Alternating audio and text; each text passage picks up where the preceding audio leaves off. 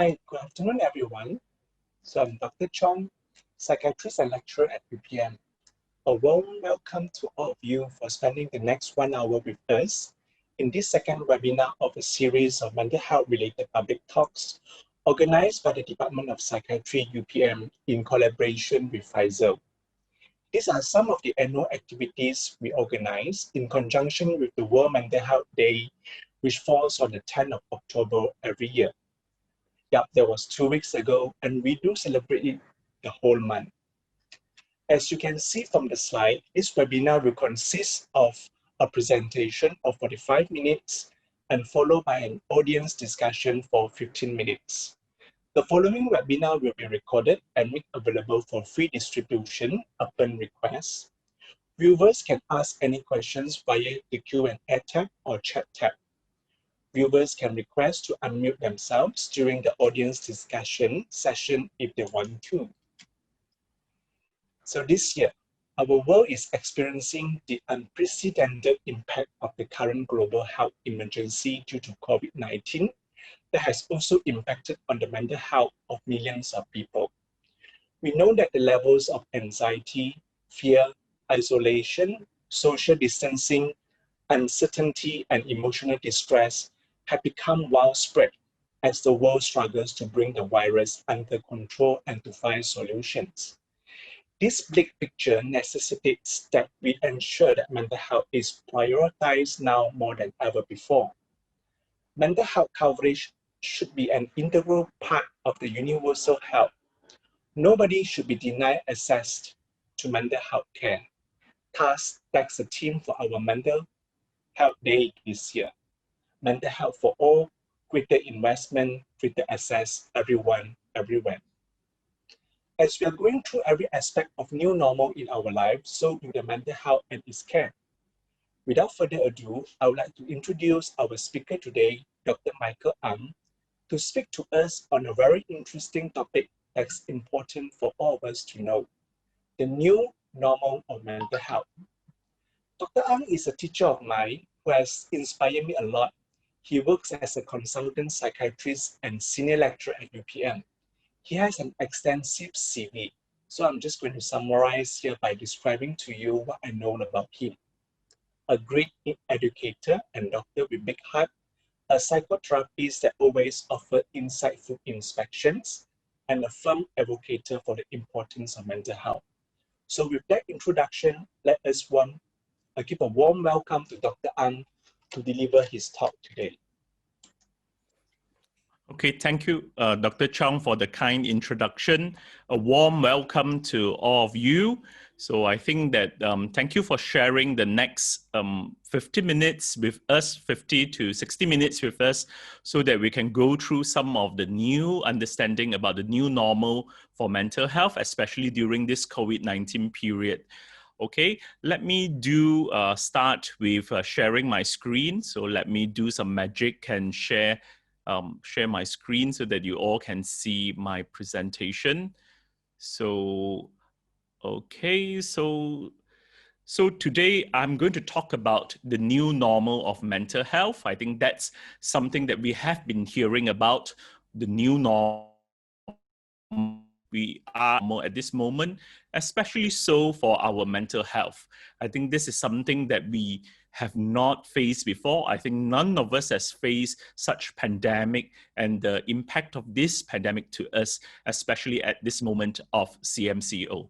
So I'm going to break my presentation into three small parts. First, I'm going to touch a bit about the COVID-19 pandemic, which we are in now, and also talk a little bit about the new normal, and also how can we as lay people to improve our emotional well-being, especially during this COVID-19 pandemic. So I think we have been hearing about this COVID-19 since last year, end of last year. I think we all know about this. It started somewhere in Wuhan.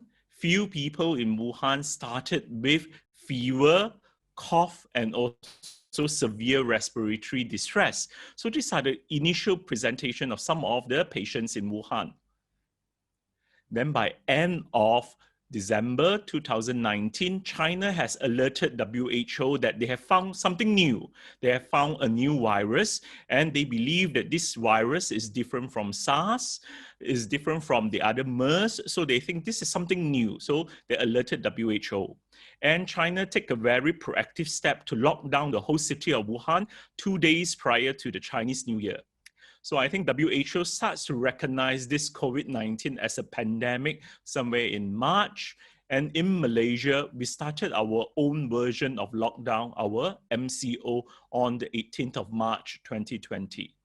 I think if you can see, we are already more than 6 months into this pandemic and into this lockdown, and we are still feeling some of the effect of this lockdown even today. So I know we want to understand a bit more about this pandemic. I think we all know about this pandemic is caused by a coronavirus. And as you say, this is a virus. So antibiotics wouldn't work for viruses. Warm water or drinking disinfectant also wouldn't work. This virus is spread through droplets and will pass through the mucosa, especially through your eyes, your nose, and your mouth. Majority of people who get infected with this particular coronavirus has mild to moderate symptoms only. And we are still at this moment unsure about the origin of this particular coronavirus. We believe it's of the wild animal pangolin sold in the Wuhan wet market, but we are not 100% sure about the origin yet. So at certain point, we need to do something to help ourselves out. I think at this moment, we all know that we should avoid crowded spaces. We want to avoid close conversation. And we also want to be avoided as a COVIDiot. So I think we all are embracing this new normal. This is something that we heard in and out nearly every day about this new normal. So I'm going to touch a bit more about this new normal that we are embracing now. So why should we adjust to the new normal? I think there are reasons that we are adjusting to the new normal. Let me show you this first video.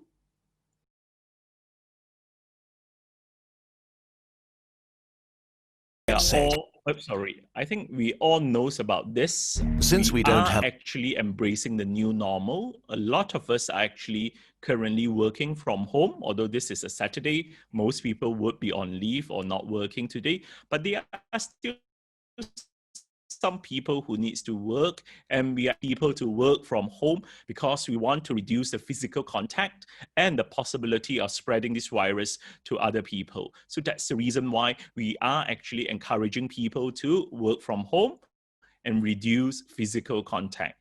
If you really need to, you would need to distance yourself at least 1 meter apart and wear a face mask. This is for yourself and for others. I think that's something that we should know. This is a protection not only for ourselves, but for people that we love and people that we are living with. So this is why we come up with this tag that kita jaga kita. That means that we need to take care of ourselves. And I think this is the right mindset that why should we be wearing masks? This is not only for ourselves, but also for our loved ones around us. So I think we are also noticing that more and more people are working from home. This is to limit the physical interaction, as I told you just now. We are gaining more momentum into virtual connection. So as you can see, we are communicating to each other now through the virtual world. I think this is the way forward for most of us now, even for educator like me and also Dr. Chong, that we are educating our doctors and also our future psychiatrists through virtual world now. We also know that entertainment is actually achieved through virtual world nowadays. A lot of people are connected through the virtual world. We are also doing contactless purchase through, like we buy things contactless, we get our food, we transact our money contactless now. So this is also to reduce the possibility of contracting this virus. As you can see, if possible, we want to distance ourselves. We do not want to be in a closed space. Definitely, we do not want to be in a big crowd, because when you're in a big crowd, there are high chances that you will be able to get contracted with this particular virus. And if possible, we want to keep each and everybody at least 1 meter, if possible, 2 meters apart. There are studies done. So this is a paper published in Lancet to show to us what if we do the physical distancing, what if we wear our face mask, and what if we wear our eye protection, what will it do? As you can see, I'm going to blow it up a bit more for you to see. If you could do physical distancing, 1 meter or more, actually the risk of you contracting the virus dropped down to 2.6% only, as compared to those who are not able to keep themselves distanced for more than 1 meter. If you are able to wear a face mask, it's 3.1%. If you're not wearing a face mask, is 17.4%. But if you couple together with a physical distancing, you are going to do more. And some people are wearing the eye protection, but the eye protection is not enough if you are not coupled together with a face mask. So face mask is the in thing now. So we all need to wear our face masks, especially when we go out, especially when we talk to someone, especially when we need to communicate. And not to forget, we need to keep the physical distancing. As I told you just now, we need to keep apart minimum 1 meter for us to stay safe and not contract or even spread this virus to other people. If you started to have symptoms, or if you notice that you have early symptoms, please isolate yourself. I think this is something new. This is something that we need to take care of other people. Now we realize that a lot of people are actually silent carrier. That means that they carried the virus without knowing and spreading to other people. I think one of the way to stop this is that wear a face mask whenever you are communicating with other people or interacting with other people, because you can actually reduce the risk. And if you are in contact with somebody suspected to have COVID-19, please isolate yourself, because this is going to reduce the chance that you are spreading to other people.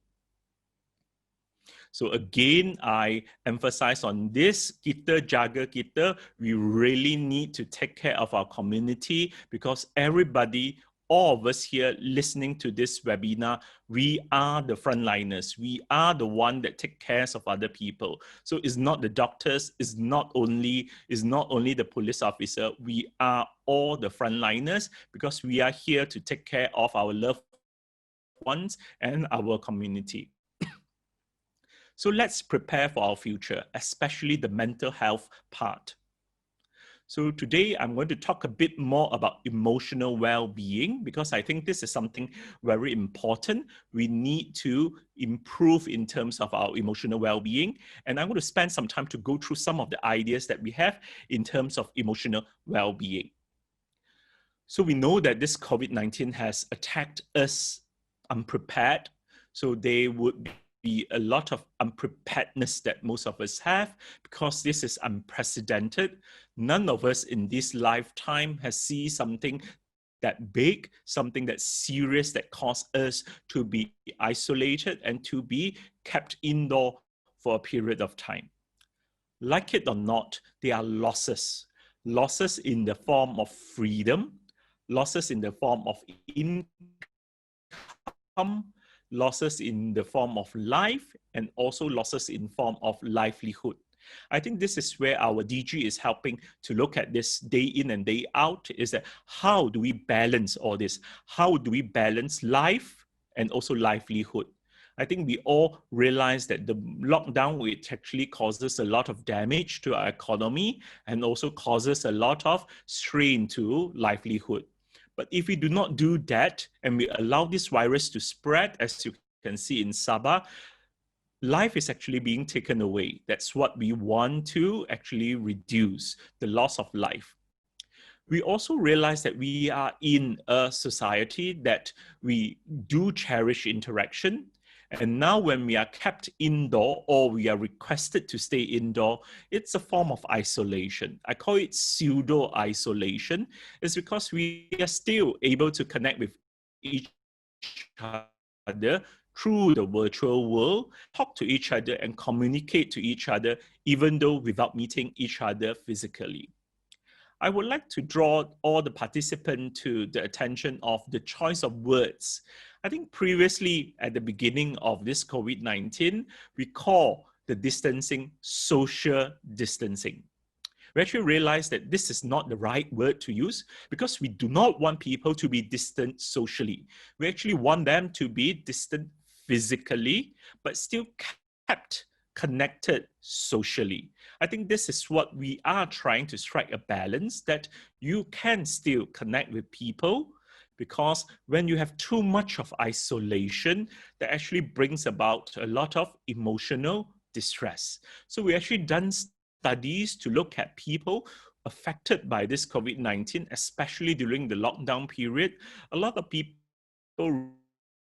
reported higher incidence of mental stress and mental distress. So that's what we want to reduce this, and we are promoting social connectedness through the virtual world. No doubt there's still a lot of uncertainties, especially in terms of future safety and also our family well-being. When you say that this is unprecedented, I think a lot of our people living in Sabah are actually going through a very hard time. They have not seen this virus so aggressive, and it's attacking people in Sabah very vigorously. So a lot of people are still in shock. They're still in denial because this virus is attacking them, and this virus brings about a lot of mortality at this moment. Yesterday, we have scored the highest number of mortality of 10. But I think this is something very sad because we are not able to protect the people, and this virus is taking away life. I think to a certain extent, some people are still very complacent. They think that this is just a normal flu. They think that this is something that is trivial since it's already coming down. So we can go out again, we can talk to people, we can dine together without knowing that the risk is still there. So I think complacency is something that we want to take away because that is going to hurt us. Pseudo-isolation, I think now we are going back to the so-called working from home. So some people with loss of daily routine. I think Dr. Chong and I, they were so used to going to the university teaching our students, but now our students are required to be at home. They cannot go to the university anymore. So we need to do teaching through the virtual world. Like it or not, we enjoyed the presence of our colleagues. We enjoyed the presence of our friends in the office space. But now when we work from home, we somehow lose this or displace some of our support system. So what we want to do now is that we want to prevent disconnection. So it's very important that we still keep connected with our colleagues, we keep connected with our family members, and we do not want to lose this connection. Losses. I think some of us lose our routine when we kept indoor. Some people felt that we lose our freedom because we are kept indoor and we are not allowed to move around. I have no freedom, I cannot go out. And some people, because of this being locked down back at home, they lose their income and they lose their livelihood. Uncertainties, as you know, that we have not found a vaccine for this particular virus, despite that most countries are fighting for the vaccine, but we still have not found one. I think the best way to go about it is social vaccine, is that we need to take care of each other, we need to take care of our loved ones and our community and make sure that we stay safe. If possible, if you have symptoms, please stay indoor, wait for the symptoms to go away, or if the symptom worsen, go straight to the hospital to get a COVID-19 testing. Because we do not know, there's still plenty of things that we do not know about this virus and the mutation. So how to enhance our emotional well-being? I've been talking about this COVID-19 so long. The reason why I spend so much time is that we cannot have an emotional well-being if our body is being attacked by COVID-19. So that's the reason why we need to make sure that we stay safe. We need to make sure that we stay physically healthy. If you can do that, then this is what we need to do. Third, to enhance your emotional well-being, especially during this stressful period. So how to cultivate self-resilience? I think this is a very in term. People has been talking about resilience, especially in ourselves. How do you make sure that you are able to remain resilient even with all these things that it's occurring around you? I would like to share some tips because this resilient training is good for self and is good for others also. If you could remember, please share with your friends, please share with your loved ones, please share with your family, because I think this would be helpful for them also. So there are 6 tips that I would like to share. First is on social media. Second one is on healthy diet. Third is on routine. Fourth is on reconnection. Fifth is on exercise. And 6 is on self-reflection. So let's go on the first one. I think very important, we need to limit the use of social media, not to the extent that you do not connect with other people. It's because we want to prevent too much of information. Sometimes we have information overload. We get bombarded with all sorts of information, especially wrong information, especially disinformation that is not properly verified. And we are spreading around all this information and making some of this information too viral. I think that's certain extent that we might need to reduce this possibility. And if possible, you might want to get the right information from the official website, especially from the Kementerian Kesihatan or our DG's website. So at least we can get the latest information about our pandemic in Malaysia. Or if you want to get some information about the pandemic around the world, then you can go up to WHO and you can actually check some of the information there. I would say not to bombard yourself from morning, the moment you wake up at 8 a.m. until the time that you fall asleep. Keep on looking for this. I don't think that's helpful. If possible, limit it. Just only look at it once a day to get information, but that's all. Not to bombard yourself with too much of information. And if possible, if you get the information, verify some of this information and try not to spread disinformation, because sometimes some of this information might bring more damage than good. Secondly, eat healthily. As you can see over here, I put an interesting icon over here. People nowadays that we do not only eat and cook our food, we also order online. I think this is something that we are all doing now, especially during this period of COVID-19. We actually call for Grab food. We actually call for Food Panda. Please choose your food also, because we need to choose healthy food so that we can eat healthily. If possible, we want to eat healthily together. So if possible, if you are with your family, so you can spend time with your family, because during this time that when you're eating, you can actually connect with your family members and you can facilitate discussion and you can also moderate some of the emotions of your family members. So I think family time is important, that even though you're under the same roof or you're doing a lot of isolation in the room, in the house, please spend some time with your family members, talk through some of the things with your family members, because they are the closest you have and they are currently with you in the house. So you can spend some time connecting with them.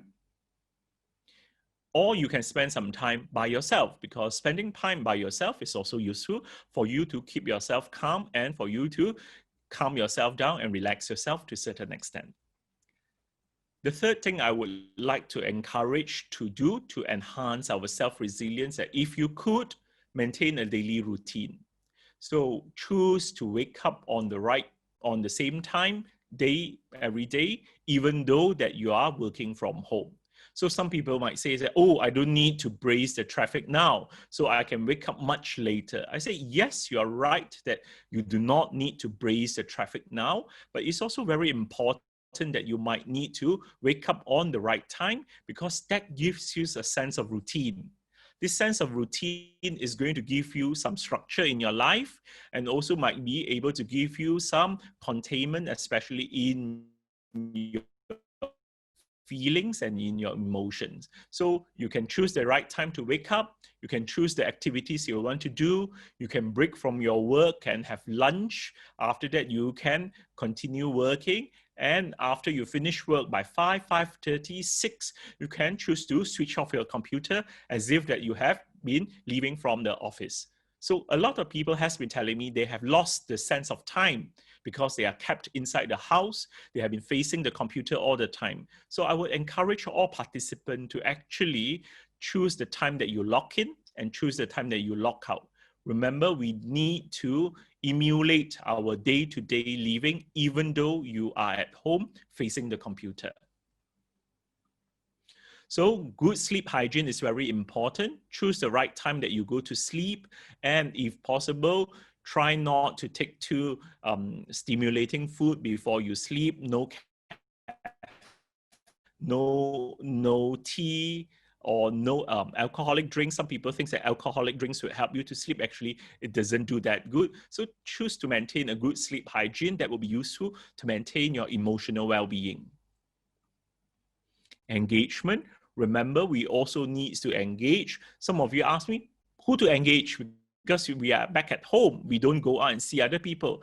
Don't forget, you also have your house pet. You also have people in your house. So do engage with them. And you can also engage with your loved ones through virtual world.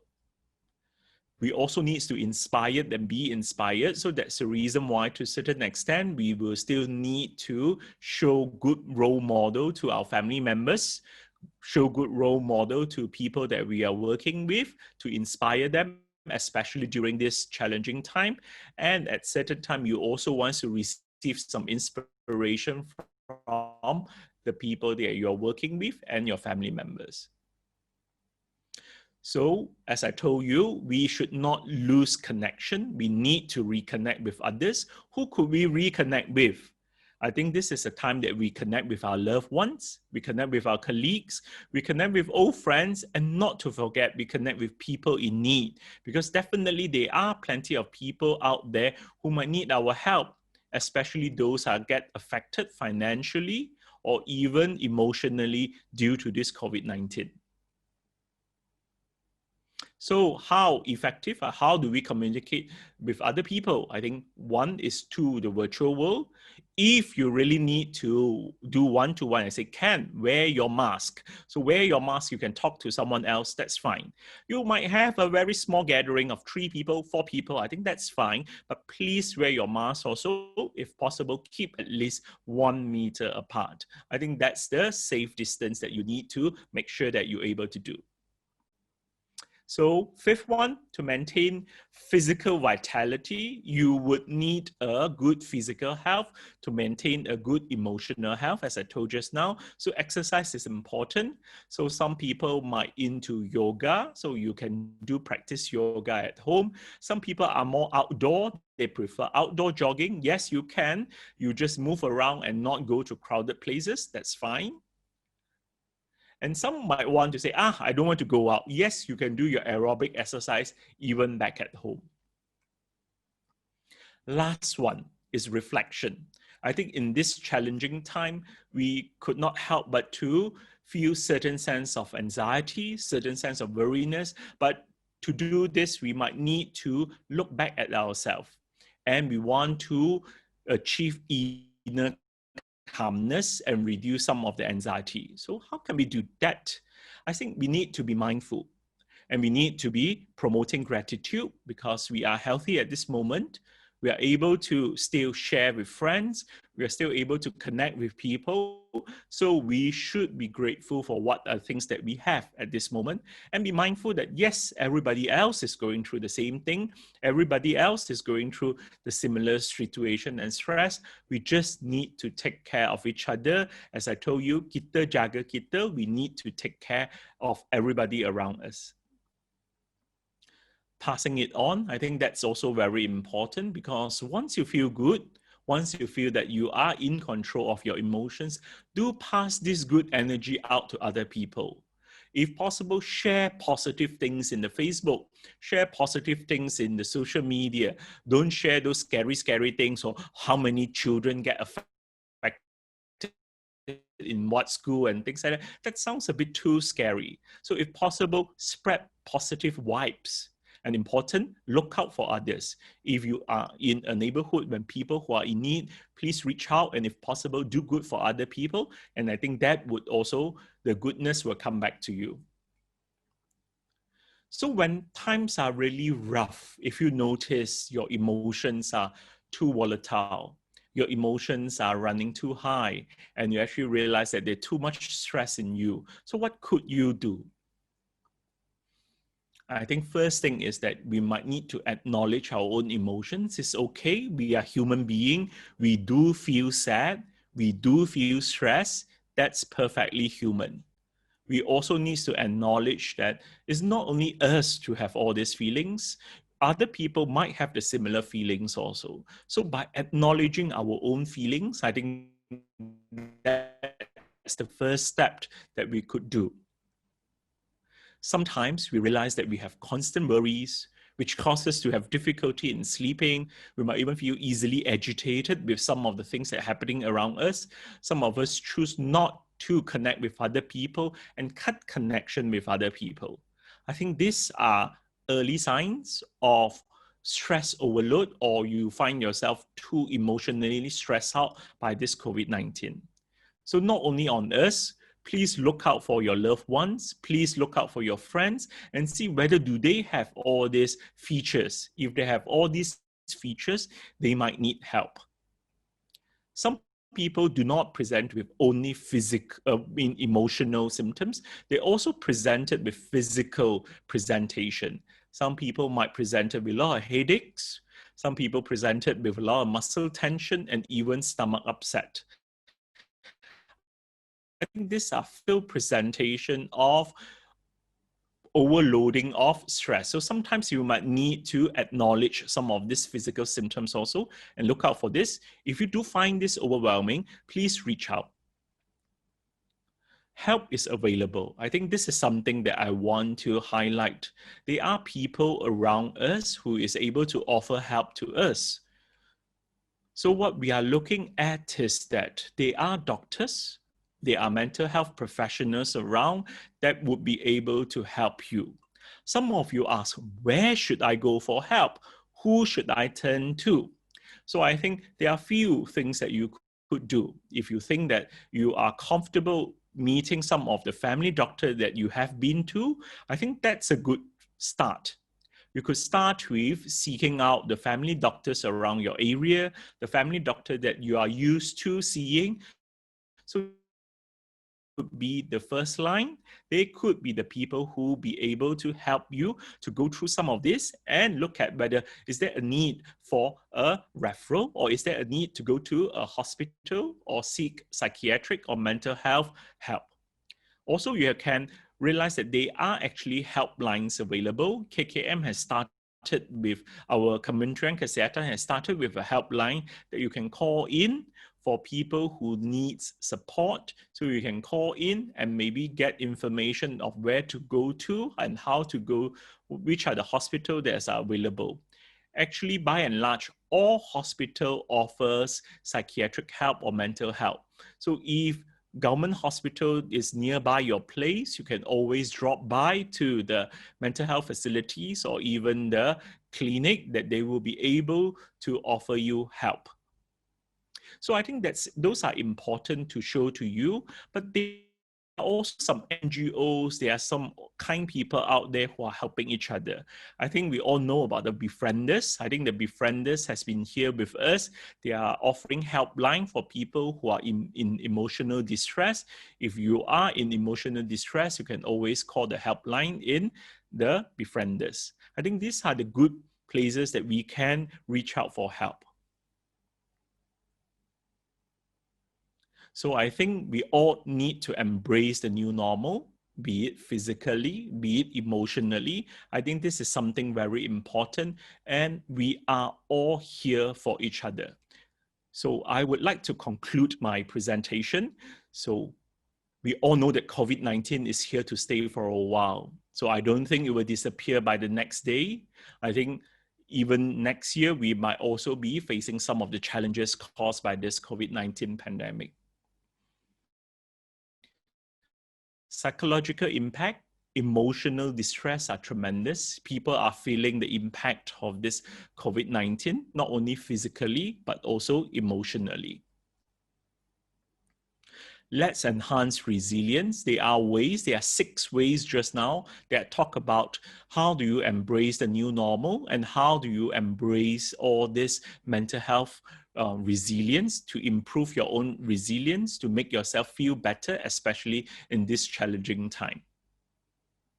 And a very important thing, let's look out for each other. Spread love and joy. And this is where I'm going to share with you the last video. So I think everybody stay safe and we will win against this COVID-19 together. Thank you everyone for your attention. I'll pass the stage back to Dr. Chong. Okay, thank you very much, Dr. Ang. I'm sure all of us would agree with me that it is a very insightful talk just now, especially on the parts of the tips on how to take care of ourselves and build resilience during this point of time. So I think we should open up the floor for any burning questions which you have in mind to ask Dr. Ang. Please feel free to drop your questions at the Q&A tab or chat tab. I shall moderate by asking those questions to Dr. Ang. So let's keep the ball start rolling by perhaps I'll start to throw some questions to let Dr. Ang answer. Yeah. So okay, sure. Yeah, I think certainly Dr. Ang have pointed out that we certainly see there's an increase of the number of cases, especially the psychiatric conditions like depression and anxiety in our clinical practice. So I'm also pretty sure some of the participants here will be keen to know to what level you think someone would require assessment or treatment if they experience low mood or anxiety, especially in relation to the current COVID situations. So I think what Dr. Chong has highlighted is very important at this moment because we do see a slight increase of cases that comes to us for help, especially in terms of anxiety, especially in terms of stress. I think that's something that we do see in our clinical practice. And sometimes we actually welcome people who have similar distress or similar issue to come forward because we try our very best to help you to go through some of this and to clarify, is there any other things that we could offer for you? Is there any psychological help that we could offer for you to handle some of this situation? I think this is the time that we all need to take care of each other. If you have loved ones who are going through some of these challenging emotions also, please bring them forward and please direct them for help so that they will be able to come forward for help. I think some of you would know that Dr. Chong and I works in UPM. So our psychiatric clinic actually offer a lot of psychological help and also psychiatric consultation for people who needs help. So please drop by if you have some queries about your emotional well-being and let us help you to go through this together. So Dr. Chong, I think there's a few questions over here from the Q&A, also from the chat box over here. So maybe we could go through it. I think Hong has shared with us is that Hong has problem with social gathering with some friends as they're still practicing hugging and handshaking. So Hong is not sure how to nicely tell them that prefer not to practice those gathering. So Hong, what I did is that I did a very nasty thing. So to tell people that I don't, so I shunned away from people who wants to shake my hand, or after I shake my hand, you squirt some hand wash some sanitizer on your hand, you rub your hand. So we said, this person is like really don't want to shake their hands or things like that. So sometimes you can do it the nasty way, or you can do it the nicer way, and you just quickly slide away from when people wants to shake your hand or even hugging you. So I think it's very important not to do this, because it's you never know. Hugging is even more challenging. Handshaking, you can still quickly squirt some hand sanitizer and quickly rub your hands and clean your hand. But hugging is like touching your neck and touching the rest of your body, and unless you quickly go back home and wash yourself and clean yourself. So I think that's a bit difficult. I think Dr. Chong and other people would know that I do avoid social gathering at this moment, especially dining. I'm okay with gathering outside, talking, no issues. Drinking coffee is that you remove your mask, you quickly drink your coffee, you put your mask back on, or you sip your drinks through the straw, still possible. But the challenge with dining is that you tend to eat and talk when you dine. So you still have droplets that fly around when the person is sitting close by. So I think I'm a bit more concerned about dining. I'm not so concerned about gathering, as long as the mask is on, people wear the mask properly, not pulling the mask until the chin or not pulling it until the nose. So I think this is more scary. So I think if we could, you wear a mask and you can still talk to people. I don't see any issues of that. I think, Hong, you're very right. It's more of how to politely say no to all this handshaking and also hugging. And also, if possible, share with other people your preference of not dining together. Then I hope that it answers your question, Hong. We have another one coming. Narayan is saying that how long we need to ensure everybody in the community can embrace the new normal to normalize it without hesitation. I think we do not know how long does it take, but we can always start by ourselves.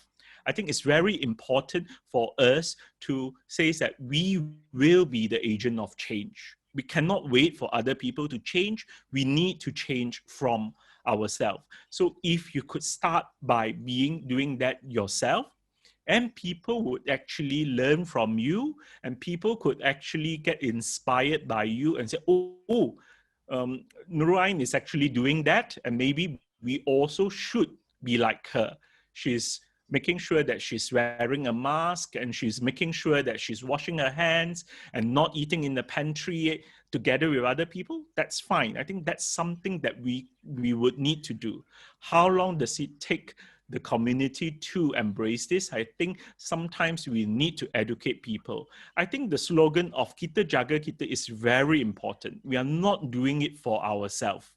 We have done studies to show that if you are doing something for your own good, compared with you're doing something for other people, if you are doing something for other people, it's going to be more sustainable, and it can motivate you better in terms of getting all this behavior in.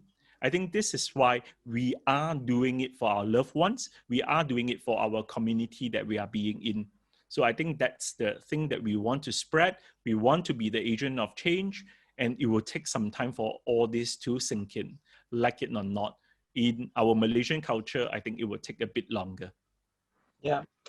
There's also a question, Dr. Ang. So by Frankie Leong, he was asking, is jogging prohibited during CMCO? Any suggestion to ease insomnia during CMCO? Okay, so if I'm not mistaken, it's still allowed, right? Dr. Chong, I mean, I think it's still allowed. Hopefully the police won't come and catch me later tonight saying that I'm spreading misinformation. I still see people jogging around my housing area. I think it's still allowed. And I think the reason why it's allowed is that this particular virus spread by droplets.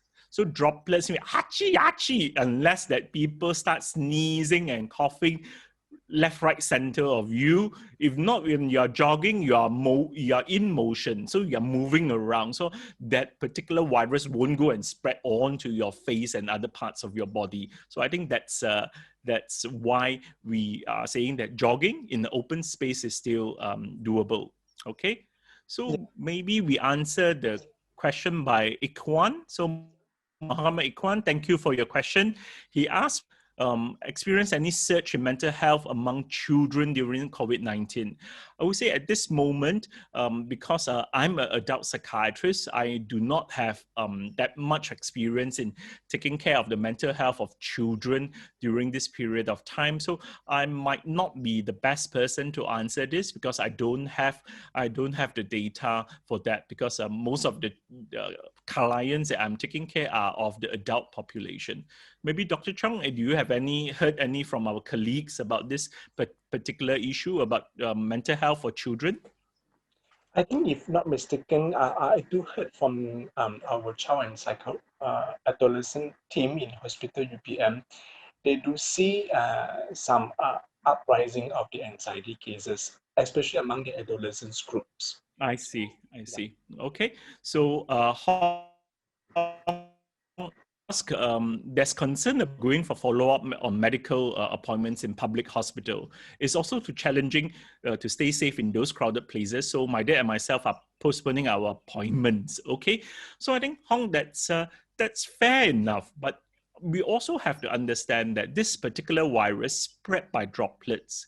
So if somebody else or people around you is wearing a mask, they should be actually quite safe. And you're actually practicing hand washing all the time, especially so when you're going to a hospital. You won't simply rub your nose, rub your mouth, rub your eyes so easily. So I think it's very important that we need to be clear that this virus spread by droplets. If you're wearing a mask, it cannot come through your nose and your mouth. You're quite safe.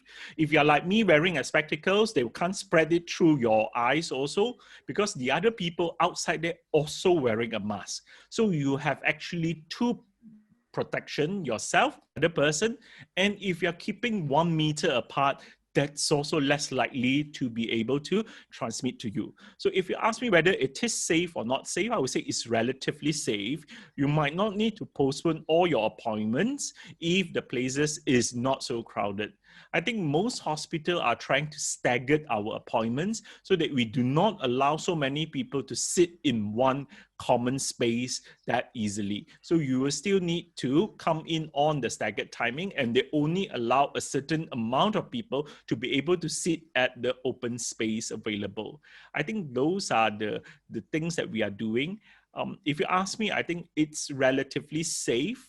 But it's also very important that if you have symptoms of fever, cough, and also you've been to red zones, or you are currently in red zone, or be in contact with people suspected with COVID-19, then better don't go to the hospital. Because if it's not careful, you might get to the healthcare professional over there, and they will be spreading to more people out there. So I think that's why, if you have symptoms, don't go. If you don't have symptoms, if it's unavoidable, you need to go for your checkup, you go for your checkup. So that would be my suggestion. So Siti Khadija, thank you for your question also. Since the prevalence of mental health is increasing during this pandemic, how do we reduce stigma, especially in our society? Some patients tend to keep it to themselves because of the stigma. I think you're very right, Khadija. This always has been an issue, that we are all facing stigma due to the mental illness, or people even stepping into a psychiatric clinic, or even stepping to any clinic that is associated with mental health, because we do not have enough educations to tell people that mental health is important, and is not everybody having mental health issues is equally crazy or being psychotic. So I think this is something that we need to educate. And it's very important that in platform like this common platform, that we address this issue openly and tell other people mental health is very important. If there is an issue, please come to us. So I think the more that we hear about it, and the more that you help to spread this good information to other people. For example, if I could convince you, Siti Khadija, that this is not the way forward, you can spread to another one person, and your friend would spread to another one more person. So you will see the chain effect of all this by spreading the right information to other people and reduce the stigma. I think one of the things that we could do to reduce stigma is by knowledge and also kindness. Okay, so Tan also asked how how to bring a friend mental health help if they are not willing to seek professional help. Okay, I would say it's not uncommon to find situation like this. The person might not know or might not in the right situation to think that they are in need of help. So you as a friend sometimes might need to assess the situation. You might need to see how difficult your friend is. If your friend is in a very sticky situation and you find it very challenging, then you yourself cannot help your friend. So maybe bring your friend forward for help.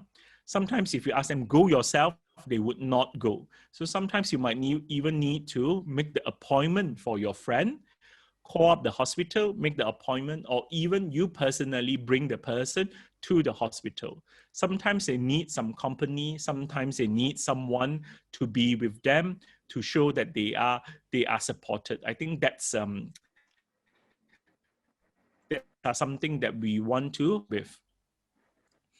Okay, we have a few more. So there's an anonymous attendee. How to overcome fear of going out when need to go out, afraid of getting infected and later infect family members. I think, yes, we do have all this. I think Dr. Chung and I are mental health practitioners. We also go to hospital. We also have family members in our house that we want to protect. I think this is something that we all might need to do when we need to do it. So what we can do is that make sure that we stay safe. Wear a mask all the time, make sure that you sanitize your hand all the time, and only go out when you really need to. For example, if we really need to go to the hospital, we will go to the hospital to review our patients. If that's not needed, we will just stay in our home and do our teaching at home, because we can all do teaching virtually. So I think that's one of the way to keep yourself safe.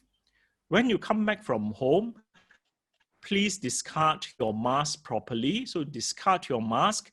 The first thing you should do when you come back home is not hug your pet, not hug your children, or not hug anybody in the house, but straight dash to the toilet or dash to the bathroom and remove all the clothes and clean yourself from top to bottom. I think that's the best way to keep yourself safe. Like it or not, if the people around you are wearing masks and keeping a distance of 1 meter, as I showed you just now, the risk of transmission is actually very low. I think it's the complacency of people and people who are not have the right mindset that they need to take care of other people. That's where you need to stay away from. I'm very honest. If I see somebody who is not wearing a mask around me, I will walk far, far away, more than 2 meters away, because I do not want that person to cough and do not want that person to spread any droplets onto me. And when I come back home, I practice and make sure that I remove my mask, take a good bath, and make sure that you clean everything. Then that should be fine. Okay. So I think our time is running short, but we try to answer as many as possible. So I find it more challenging to push myself to study for an important upcoming exam during MCO. Being stuck at home just studying without practical exposure at some point has become less stimulating and is frustrating. Are there ways to improve my motivation in studying? Okay, I think this is not something uncommon. I think people, we are all social creatures. We are all social creatures. We want to get connected with other people. We want to be able to share. We want to be able to inspire and get inspired by other people. But unfortunately, this is not something that we could do at this moment. This is the time that we need to rely on the virtual world. This is where you need to rely on the skills that you have. So that's the reason why you might need to do this through the virtual world. Motivate, inspire each other through the virtual world. I think that's something very important, and that's something very meaningful for people around. Okay, we have somebody who asked how to overcome guilty after being blaming us causing rising of. I don't quite really understand. Dr. Chung, maybe you help to facilitate this. How to overcome guilty after being blaming us causing the rise of. Maybe we can go towards the second question, but I'll try to The second question. Okay, so how do you deal with patients with financial issue affecting their mental health during? Okay, Muhammad Akram, I think you're very right. I think we are actually seeing a lot of issues regarding mental health, especially related to finances. I think one of the best way for us is that if you have a sustainable income and you are working, stay productive, stay working, because if you're able to sustain a job and you're able to sustain your financial income, that would be one of a strong point that you will be able to maintain your own mental health. But if there are unfortunate people around you that being affected financially due to this COVID-19, so I think what we could do is that we would want to support people.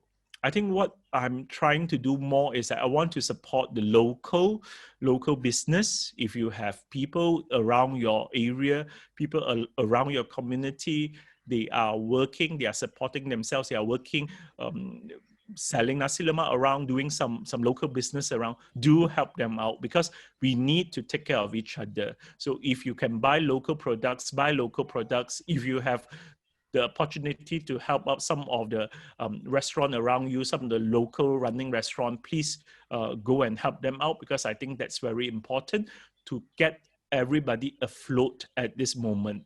We need to get through this together, and the more that you could help out to revive the economy, if you can, the better it is.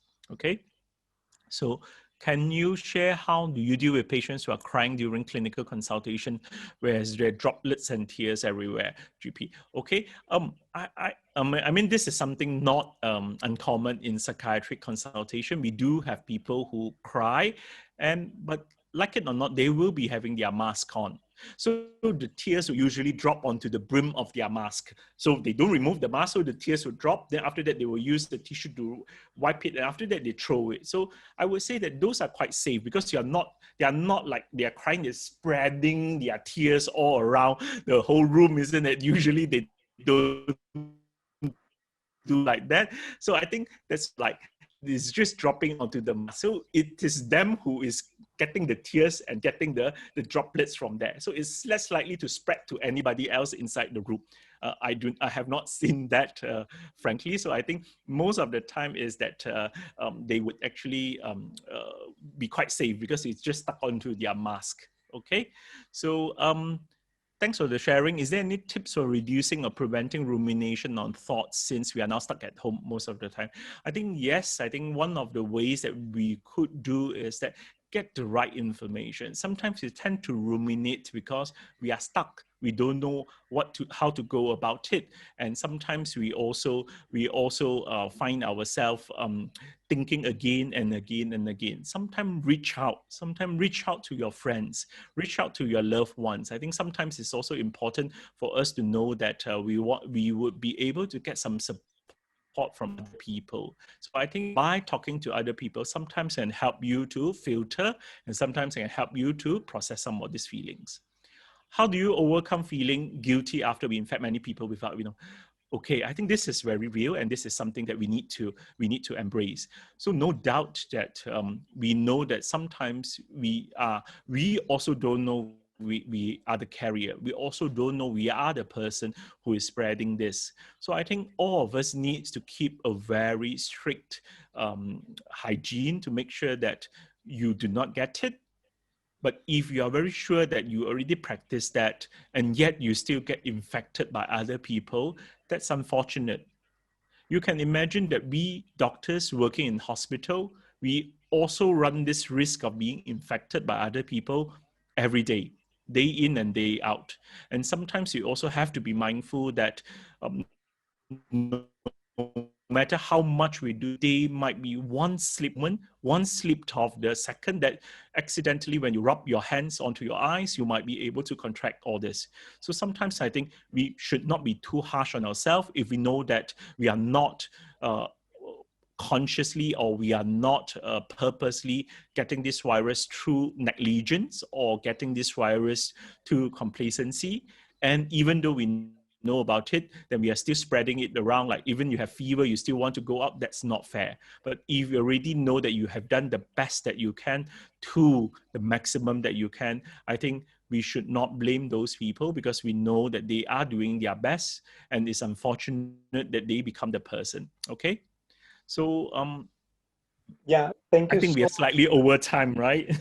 much time, but I think it's a very interactive session. That's why all the questions keep on coming in. So you have done a very good job, Dr. Ang. So you're also moderated yourself. So let's give a good appreciation to Faisal as well for this collaboration of this webinar talk. Mm. Just for an advertisement, so there will be a third webinar sessions on the 28th of November on the same time from 3 to 4 o'clock. And still, we are celebrating the World Mental Health Day, even up to November. I think because this is a time for all of us to pay close attention to the mental health.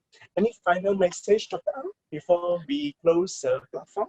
Okay, I think I'm like a broken record here. Is I keep on saying that we have to take care of each other. So kita jaga kita, please stay safe and take care of people around you.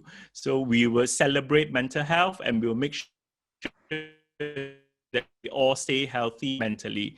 Thank you everyone for your kind attention. It's been a pleasure having you all. And also thank you to the Pfizer team for hosting this and giving us this platform for us to share this information. Till we see again, stay safe, stay healthy. Bye-bye. Bye.